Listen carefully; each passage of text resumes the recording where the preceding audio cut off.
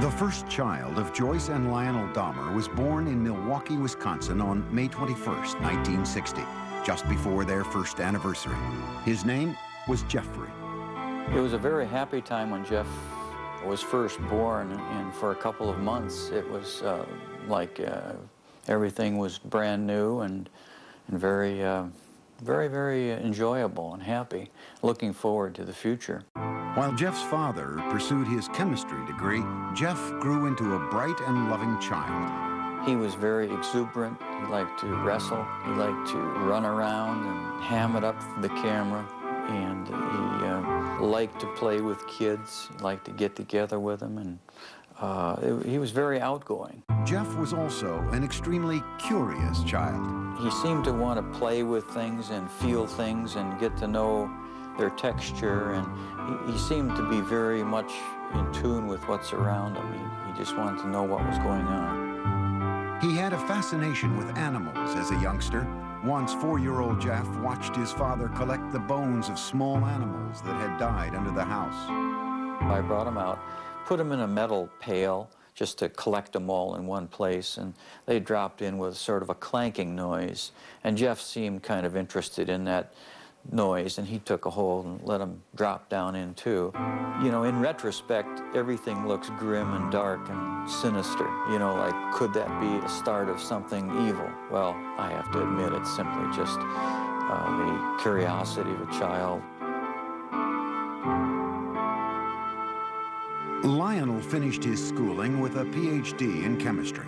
The family moved to Ohio, relocating 3 times before settling down on a nearly 2-acre wooded lot in the town of Bath, an hour's drive south of Cleveland. It was then that Lionel began to notice the previously gregarious Jeff had become shy and withdrawn. He seemed to be awkward socially and just didn't feel comfortable. To take his mind off the move, 7-year-old Jeff was given a dog, Frisky, whom he loved dearly. With people that he knew or his new pet, the next-door neighbor boy, he was very relaxed. But there was this shyness and feeling of inferiority that we were concerned about at that time. What the Dahmers thought their son needed was to feel more involved, so they let Jeff choose the name of their second son. Jeff named his brother David. Lionel also encouraged his son to participate in activities that would include contact with other kids.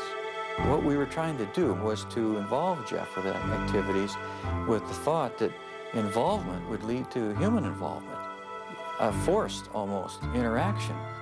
And on the weekends, father and son planted gardens and raised sheep for competition in 4-H fairs. To commemorate their gardening days, young Jeff gave his father a handmade card with a poem. There's a picture of me eating an ear of corn on the front, and Jeff says, "The squash and the pumpkins can never compare to the kind of dad who has curly hair." And it says, "This poem is from Jeff, and I love you to death." When Jeff was 10, his mother was hospitalized and treated for anxiety.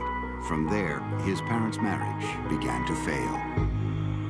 Jeff's fascination with nature and small animals continued into his teenage years, when he became curious about what they looked like on the inside. For specimens, he collected roadkill. Riding around the country roads in Bath, carrying garbage bags, Jeff searched for carcasses. Jeff brought the roadkill he found into the backyard of the house, and there in the secrecy of the woods, he dissected the animals. I really have become convinced that that was sort of the starting point in this downward spiral of his. And it was associated with his puberty. And when you have hormones kicking into this terrible mixture, what he's doing, he's investigating insides of animals. And his sexuality was developing at the same time. Teenage Jeff was discovering that he felt sexually attracted only to men. But the thoughts of sex with men became interlocked with fantasies of killing another man and dismemberment. The fantasies excited him, but they were unspeakable. I think it was around age 14 or 15. Started having obsessive thoughts of violence intermingled with sex. And it just got worse and worse. I didn't know how to tell anyone about it, so I didn't. I just kept it all inside. The fantasies included lying next to an unconscious man. For the first time, Jeff's fantasies crossed the line from his mind into action. He devised a plan. He would knock out a local jogger with a bat and lie next to him. On the day he opted to wait for his victim, the jogger didn't run by. He never attempted the clubbing a second time. As he entered high school, his sexual fantasies traumatized him. To escape, he began drinking. On the way to classes in the morning, he would fill up a cup with hard liquor at a friend's house. And I remember sitting next to him in a first period, I believe, history class, and he had a styrofoam cup of scotch, I believe it was scotch. I remember saying, "Jeff, what is that?" And he threw his head back and he shook it and he said, "It's my medicine." But clearly he was getting drunk at 8 o'clock in the morning. At home, Jeff was watching his parents' marriage dissolve. When their bickering escalated to open fighting, he retreated to the forested backyard, slapping tree trunks with sticks. I'd leave the house, go out in the woods and sulk, brooding, wondering why they had to have such a rough relationship. He remained aloof with few interests and no close friendships, but he still seemed to have a sense of humor. On the high school tennis team, Jeff spent most of his time goofing around rather than playing a serious game. But more often than not, the jokes were at Jeff's expense. He gained a reputation as the class clown.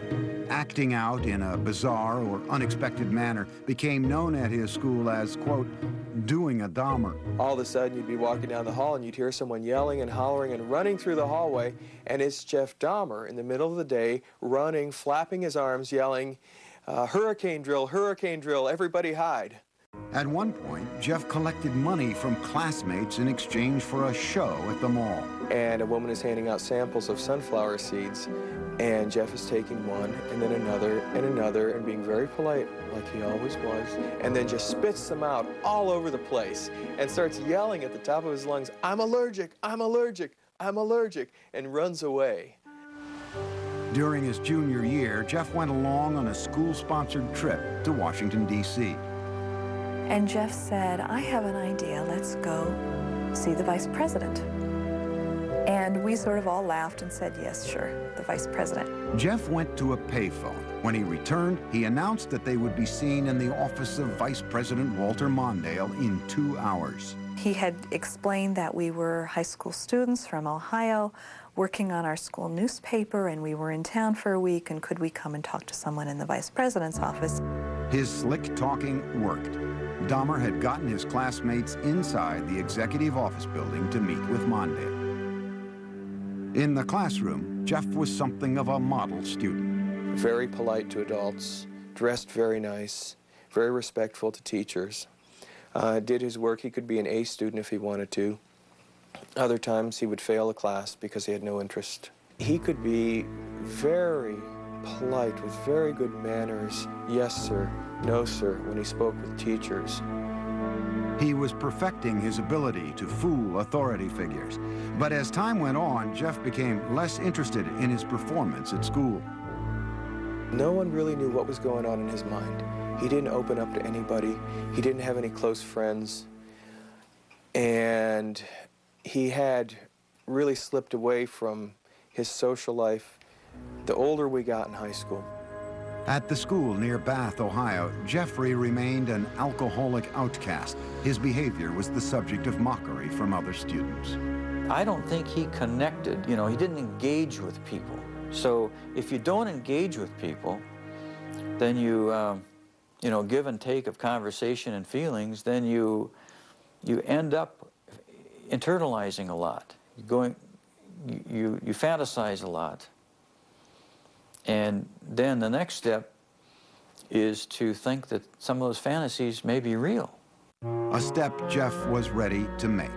He would kill his first victim just after high school graduation. For Jeffrey Dahmer, the summer of 1978 started with high school graduation. It would be downhill from there. His parents, after years of open and bitter fighting, divorced. Jeffrey's father, Lionel, moved out of the family house in Bath, Ohio, and into this nearby motel. Unbeknownst to Lionel, Jeff's mother took younger brother David and moved to Wisconsin. Jeffrey found himself home alone. Jeffrey was 18, and like most teens his age, he had active sexual fantasies. But Jeffrey's deviated from the norm to include thoughts of killing his lover. Now, the isolation of the empty family home gave him the opportunity to act out those fantasies. Just weeks after graduation, Jeffrey picked up a hitchhiker along the road. It was 18-year-old Stephen Hicks. I wish I just kept on going, but I didn't. Turned around, picked him up, and that's when the nightmare became a reality. Jeffrey invited Hicks back to the house. They drank beers and spent a couple of hours just hanging out. Then Hicks said he had to go. But Jeffrey didn't want to be alone. He attacked Hicks, knocking him out with a barbell. And then he strangled him. Dahmer had fulfilled his fantasy, but he was lucid enough to know that he had committed a murder. He quickly began to hide the evidence. He dismembered Hicks' body with a knife, a skill he had practiced as a younger teen with roadkill. He put the pieces into trash bags and loaded them into his car in the middle of the night. He was heading for a dump site when he was pulled over by the police for drifting across the center line. The officers asked Jeff what was in the bags and why he was out so late. Jeff was trapped for the first time, but he was ready with a lie. He coolly told the cops he was troubled by his parents' divorce and couldn't sleep, so he thought a trip to the dump would take his mind off things. The police let him go with a ticket. Jeff returned home, racked with guilt over the murder. He stashed the bones of Stephen Hicks under the house for 2 weeks. Then he smashed them to bits with a sledgehammer. Behind the house, Jeff spun in a circle, tossing the fragments among the leaves and brush. In August, Jeffrey's father stopped by the house. I said, "Where is your mother? Where's Dave?" And he said, "They're gone." I said, "Well, what do you mean? They're gone, they've left." Jeff's father moved back into the house. He encouraged Jeff to find a job. But Jeff wasn't interested. He spent his days drinking, even getting himself arrested for public intoxication. Lionel took his son to Alcoholics Anonymous meetings and psychological counseling sessions. They had little impact. Nothing could erase the violence and terror his first murder had imprinted on his mind. Only the alcohol seemed to provide relief. By the end of the summer, Jeff was still jobless, so Lionel suggested an alternative, college. He enrolled Jeff at Ohio State. But Jeff spent the entire first quarter in a drunken stupor, selling his blood to plasma centers and spending the money on beer. Predictably, Dahmer flunked out and returned home. I said, "Jeff, the doors are closing.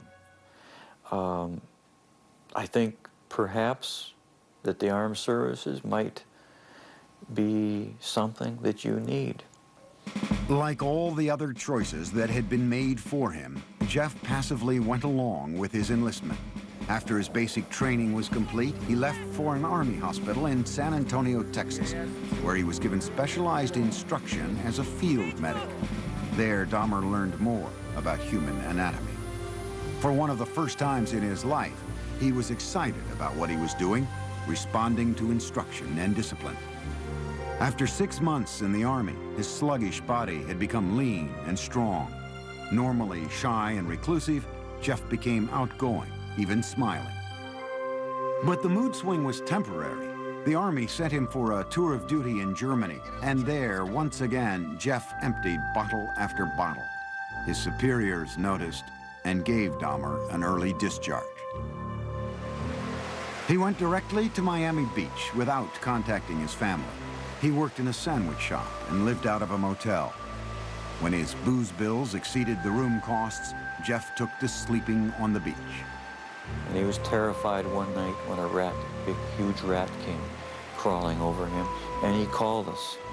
He said, he needs some money. I said, we won't send you money, but we'll send you a ticket.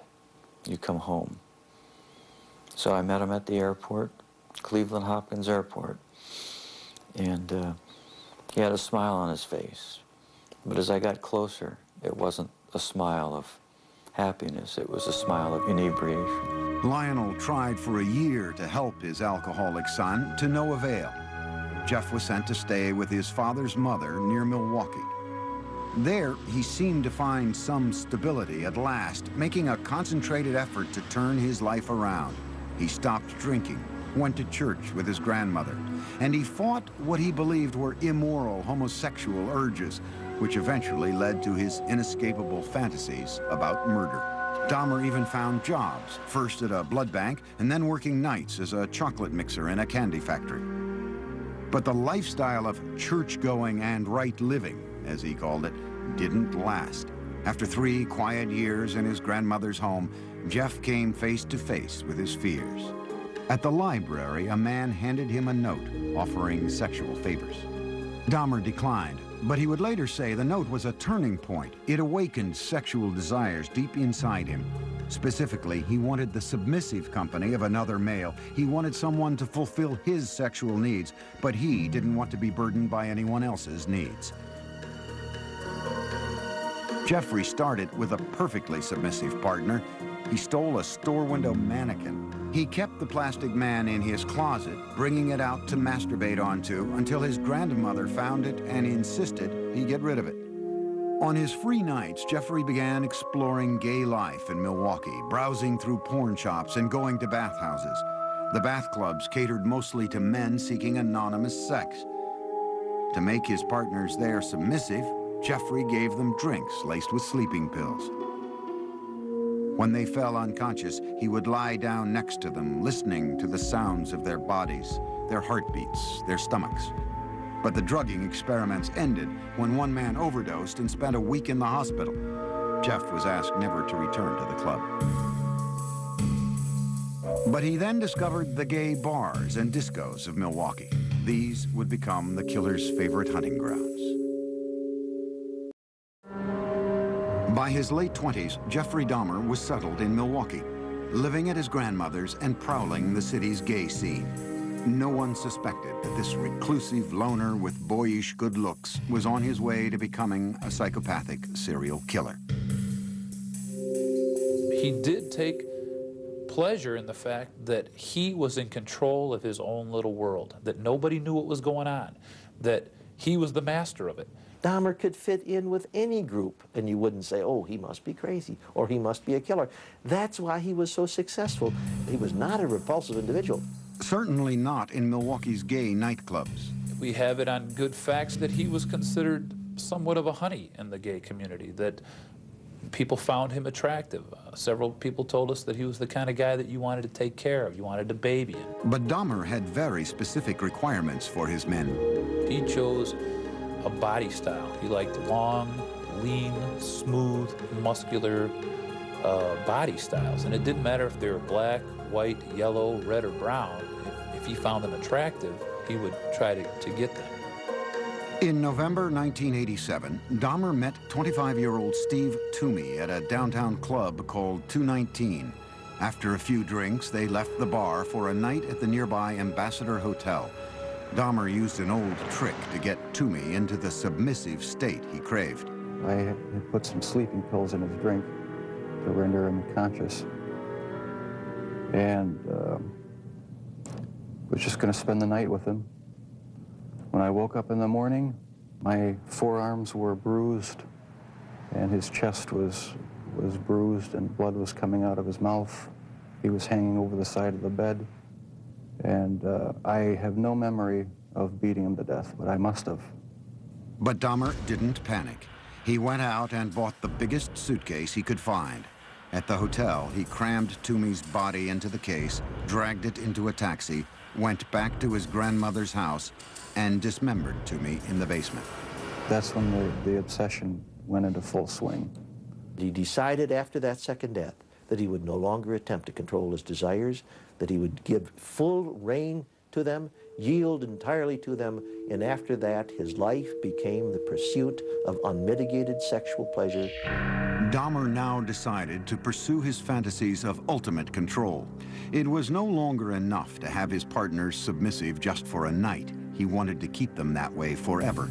So with the intent to murder and then butcher the men he picked up, Dahmer returned to the clubs. At a bus stop outside 219, he met 14-year-old James Doc Stater.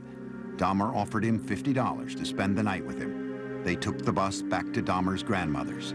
While she slept, Jeff and Doc Stater had oral sex.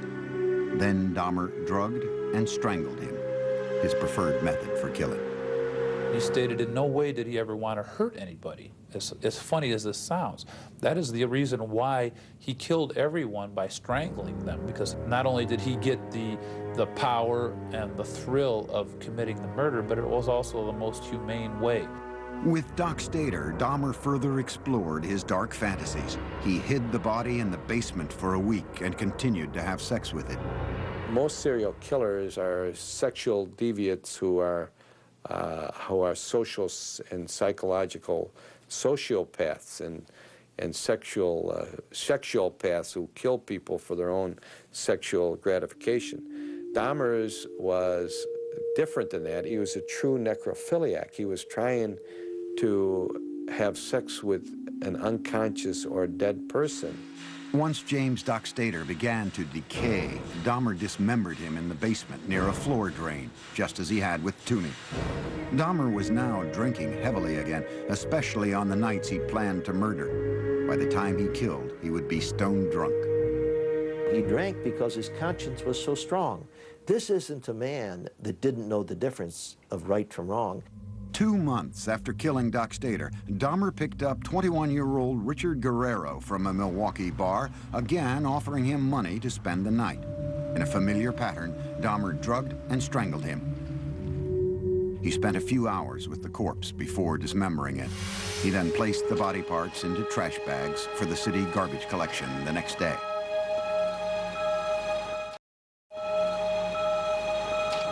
In the summer of 1988, Jeff's grandmother asked him to move out.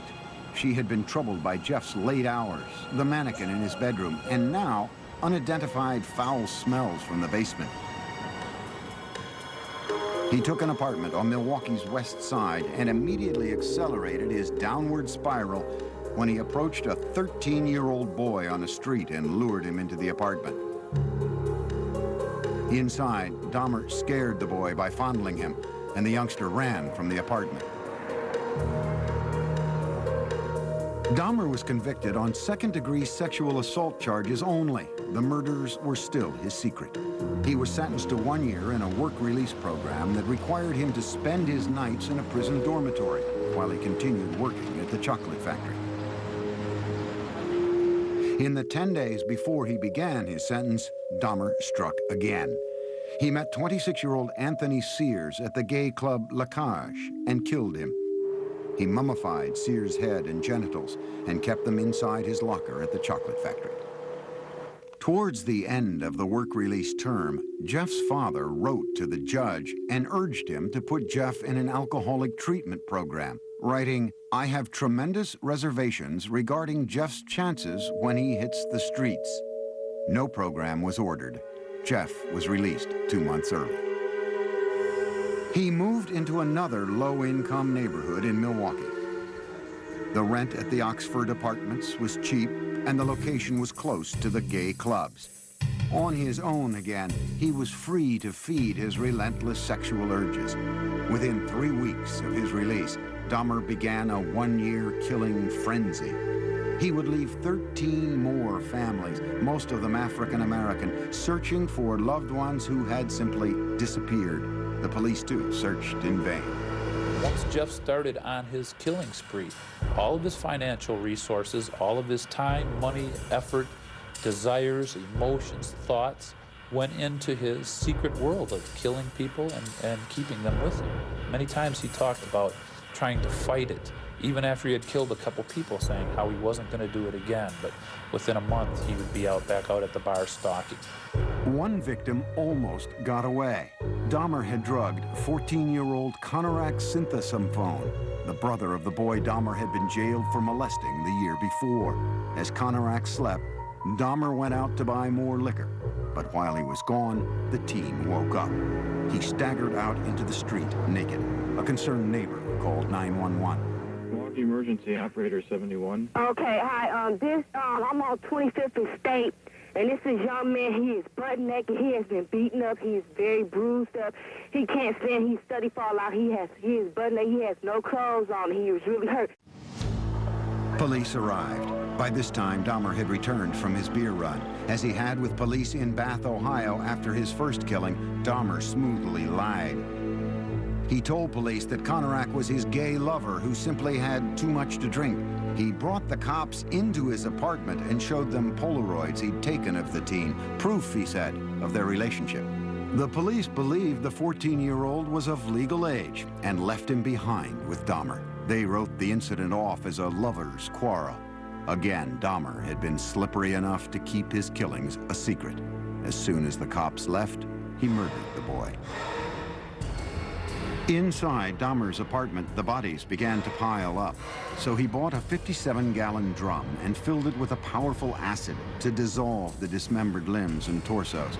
After weeks in the acid, the remains of Dahmer's would-be lovers became sludge, which he flushed down the toilet or the bathtub drain. For others, Jeffry boiled the skin off their bones on the stove. A sweet, bitter odor of death began to infest the building, and many tenants traced the smells straight to Dahmer's door. It's awful funny. Whatever Jeff was cooking, Jeff never bought no groceries. So what could he have been cooking that smelled like chitlins? Chitlins have a very peculiar, nasty odor to them, you know. Dahmer was pathologically lonesome, not wanting his sexual partners to leave him even after death. He took keepsake photos while removing their flesh and then preserved certain parts. And one thing led to another. It took more and more deviant type behaviors to satisfy my urges. He devised a plan to build a shrine out of skeletons and skulls, but he was still in search of the perfect partner, one who was completely submissive but alive and not prone to decay. On a few still living victims, Dahmer used a power drill to open small holes in their skulls. Then he injected acid into their brains. According to Dahmer, none of his experimental zombies lived longer than a day. And in perhaps the ultimate effort to keep his victims with him, Dahmer began eating their flesh. It made me feel like they were a permanent part of me. Besides the just mere curiosity of what it would be like, it made them feel that they were a part of me, and it gave me a sexual satisfaction to do that. Throughout this year of ruthless killing, Dahmer still appeared outwardly normal. In this video, taken at his grandmother's house on Thanksgiving, Dahmer talked calmly with his father. Well, you're looking good. Grandma was saying that she thought that you got quite a bit thinner, but you look fit. I don't know. Well, I've been surviving mostly on McDonald's food. It's just so much easier just to pop into the restaurant. But yeah, like I've said before, it gets too expensive, and it does. I have to start eating at home more. It's amazing how he could sit there and appear like he's, you know, clean cut, nice jacket on, and talking very hopefully about his job, intelligent.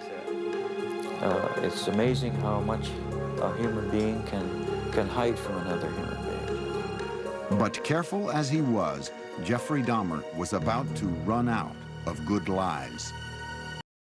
In July 1991, the city of Milwaukee discovered a serial killer, 31-year-old Jeffrey Dahmer. One man, Tracy Edwards, had managed to escape from the horrors of Dahmer's apartment and flag down a passing patrol car. When the officers entered the apartment, they found 83 Polaroids of bodies in various stages of dismemberment. There were more shocking discoveries in the kitchen. There were 4 fully enfleshed skulls still there, sitting in a refrigerator. One of the officers said he opened the icebox. He heard a scream. It was only later that he realized that it was he himself who had screamed.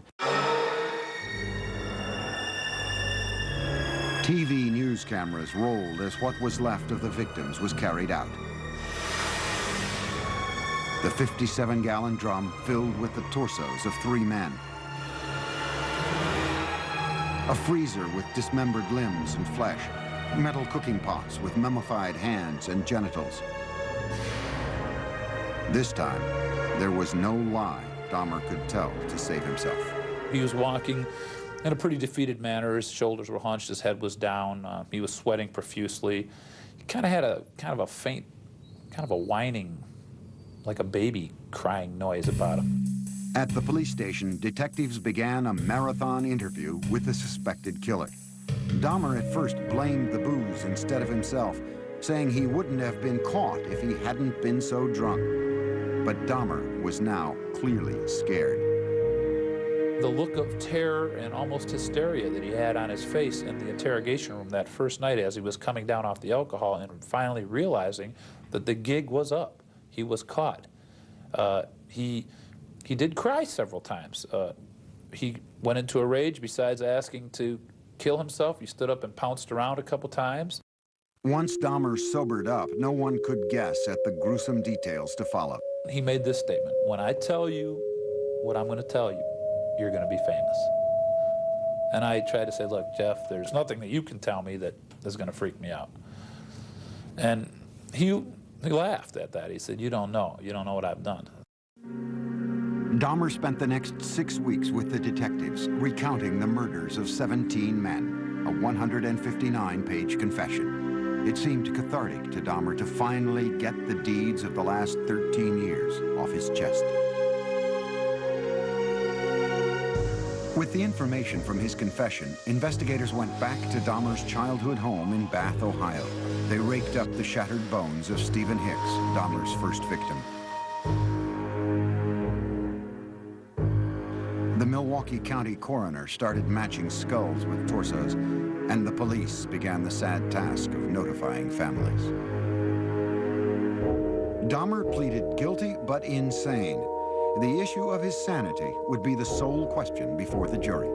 You know immediately that it's going to be probably an insanity defense. What can you argue? You can't claim self-defense. You can't say you don't know how those bodies got there. Wisconsin had no death penalty, so if the jury found him sane, he would spend the rest of his life in prison. If they found him insane, he would be imprisoned in a mental facility. Dahmer himself couldn't understand why he enjoyed fantasizing about murder. Jeffry thought he was the devil. Jeffry thought he was so evil that he was equal to the devil. And he knew there was something wrong with him, but he didn't know what it was, but he never categorized himself as being insane. The man who entered the Milwaukee County courtroom in January 1992 appeared completely normal until the words of his confession were read in court by Lieutenant Dennis Murphy. He related this was a person he really liked. He indicated that he had filleted his heart and kept it in the freezer, and he also kept his bicep. He indicated that he had eaten the thigh muscle of this subject, but it was so tough he could hardly chew it. He then purchased a meat tenderizer and used it on the bicep. Dahmer's father, Lionel, sat in the courtroom beside his second wife, Sherry, stunned by what he heard. No one softened the blow for us. No one told us, no one prepared us with any of these details. How could this be? How could I have not known about it? Dahmer's crimes seemed to be devastating proof of insanity. What else could explain the actions of a man who had sex with the dead, dismembered their bodies, preserved their skulls, and ate their flesh, all for sexual gratification? But the law has a very strict interpretation of insanity. Dahmer's defense team had to prove 2 things. One, that he indeed suffered from a mental disease, and that it kept him from knowing right from wrong. Necrophilia, a compulsion to have sex with the dead, is recognized as a sexual disorder, but it does not make one legally insane. He argued that the necrophilic drive was such that he could not control it. But we don't accept that in the United States as a defense, no more than we accept a pedophilic drive of the man who wants to have sex with children. Ladies and gentlemen of the jury, I understand you have arrived at verdicts in this manner. In a 10-2 decision, the jury found Jeffrey Dahmer legally sane. Some relatives of Dahmer's victims sat quietly in court, others cried. Prior to his sentencing, they were allowed to express themselves before the judge. Jeffrey, I hate you! I hate you! Nothing's out of control! Don't Jeffrey, I kill you! I can't be motherfucker! I kill you! Concentrate fast. I kill you! Once order was restored, Dahmer spoke publicly for the first time. I feel so bad for what I did to those poor families, and I understand their rightful hate. I have seen their tears, and if I could give my life right now to bring their loved ones back, I would do it. I am so very sorry. Many questioned the emotional depth of Dahmer's apology, whether a man who killed so routinely had the conscience to feel remorse. The judge sentenced Dahmer to a 937-year prison term, but it would last only a few tormented years. Jeffrey Dahmer's final home was the Columbia Correctional Institution in Portage, Wisconsin. His former residence at the Oxford Apartments in Milwaukee stood as a painful reminder of the lives that ended there. So in November 1992, it was demolished. In his prison cell at the age of 32, Dahmer's life became a conflicted introspection, trying to sort out the blame for his killing nature and seeking divine forgiveness for it.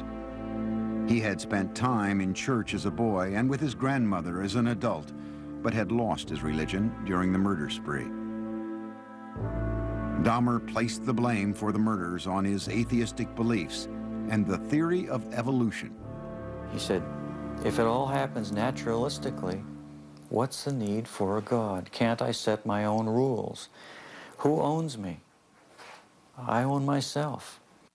Yet Jeffrey was still a contradiction, for he was always quite willing to blame the devil for taking over his soul. The serial killer wondered now what would happen to him when he died.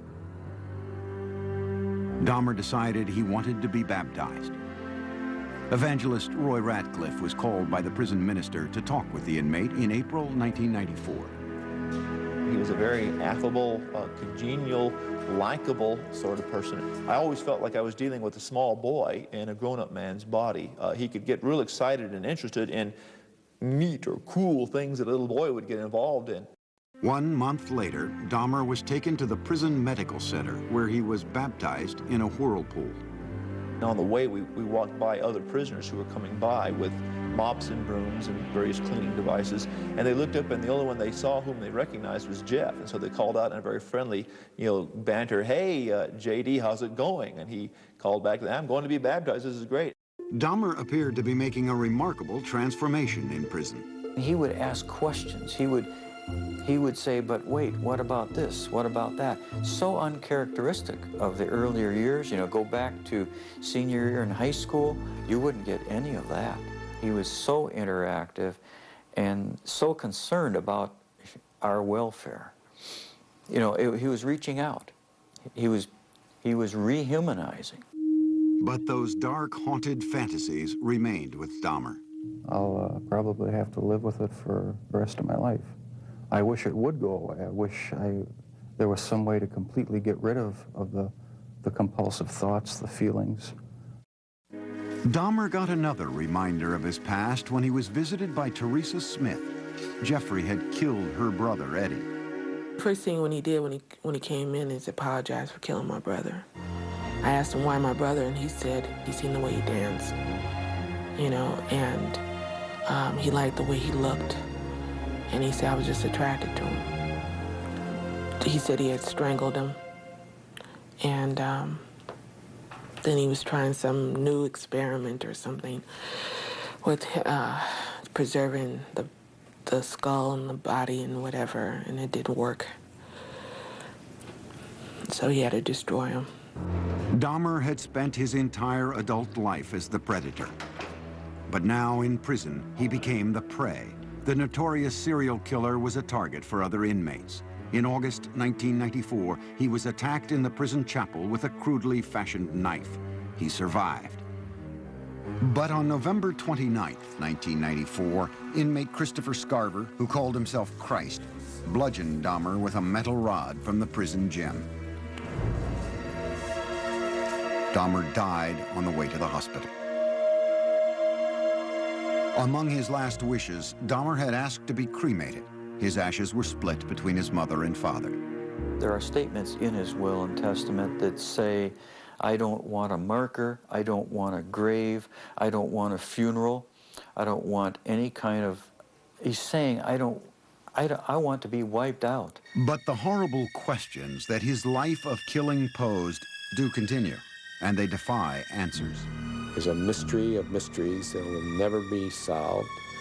Even if he lived, I don't know that what he was all about would ever be solved, except maybes. It's hard when there's no explanations. Sure, there were red flags in Jeff's life, but no one knew about him. He was so secretive and so careful.